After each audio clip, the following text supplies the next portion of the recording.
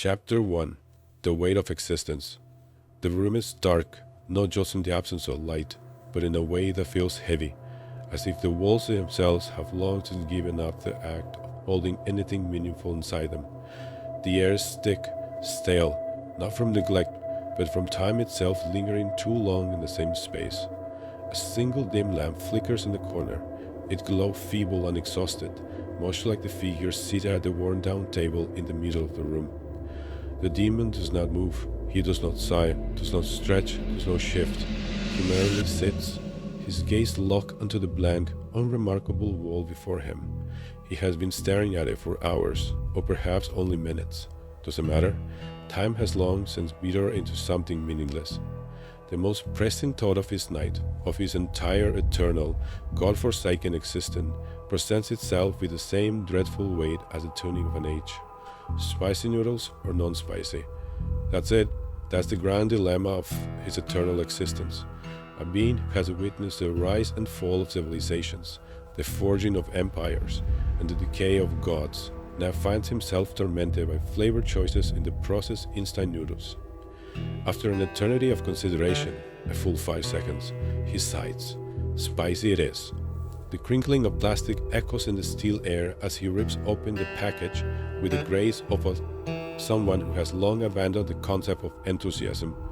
The brittle noodles fall into the bowl, lifeless and uninspiring, mirroring his state of being. The microwave groans as he pulls it open. The cold, mechanical beep of the keypad punctuates silence like a cruel joke. 3 minutes. 3 blessed, perfect, carefree minutes. For 3 minutes, he is free.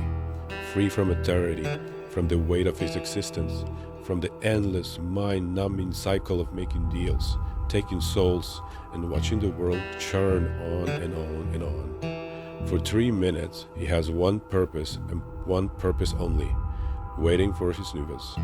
He leans against the counter, folds his arms, and allows himself the closest thing he has felt to his joy in centuries. And then, his phone lights up. The faint glow cuts through the darkness. His excitement dies instantly. He stares at the screen, watching as the notifications lingers, mocking him, pulling him back into reality, his real reality. His fingers twitch slightly at his side. The familiar pulse is there again, dark, seductive. He doesn't know why he feels it. He shouldn't. And yet, his eyes widen. The microwave beeps.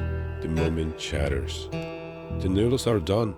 The weight of his existence sails back onto him, but the feeling does not leave. The glow on the phone screen is intrusive, piercing through the darkness like a beacon of unwelcome attention. He squints slightly, annoyed, but already his fingers move forward, driven by a habit he refuses to acknowledge. 999 plus notifications. WhatsApp is drowning in unread messages. Instagram, Messenger, Telegram, all of them light up like desperate neon signs in the abyss. He stares at them, unimpressed, tapping the screen with a slow, idle rhythm. The smoothness of his interface is soothing, though he never admitted it. There was a time when he loathed technology, the early days. Clunky, inefficient, a poor imitation of his grandeur system he had seen in forgotten realms. But then Apple came along.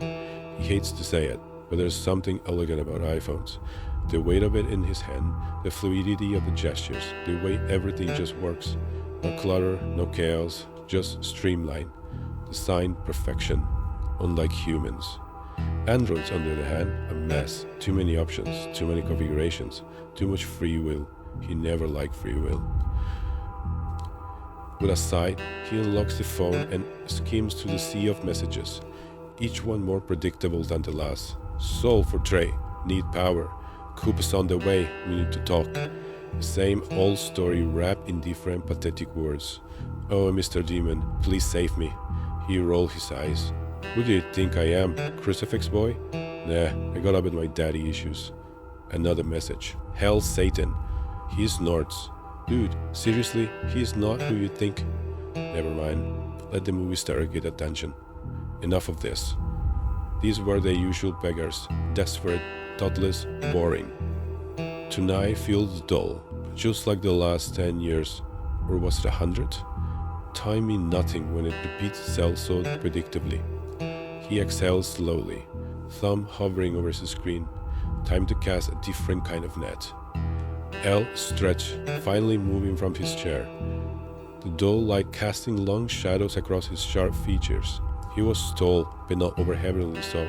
His frame lean, yet deceptively strong. His skin was a shade too perfect, unnaturally smooth like polished stone. Yet there was a want beneath it, something that suggested fire buried deep under the surface.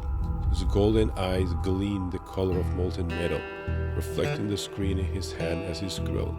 His hair, an ephemera tussle of dark waves, looked casual but never out of place, as if reality itself went subtly to his favor. Even in the stillness, there was an energy to him, a presence that felt both ancient and modern at once.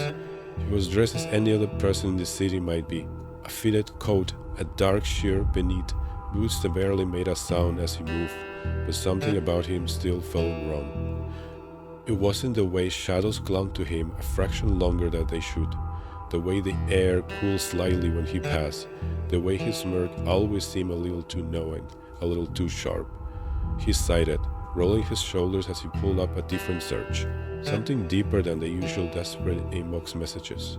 Finding the right kind of soul took patience, but L had long since mastered the art of digital hunting. A deep dive into the right forum threads, a reverse image search, and a few buried posts in the dark web circles.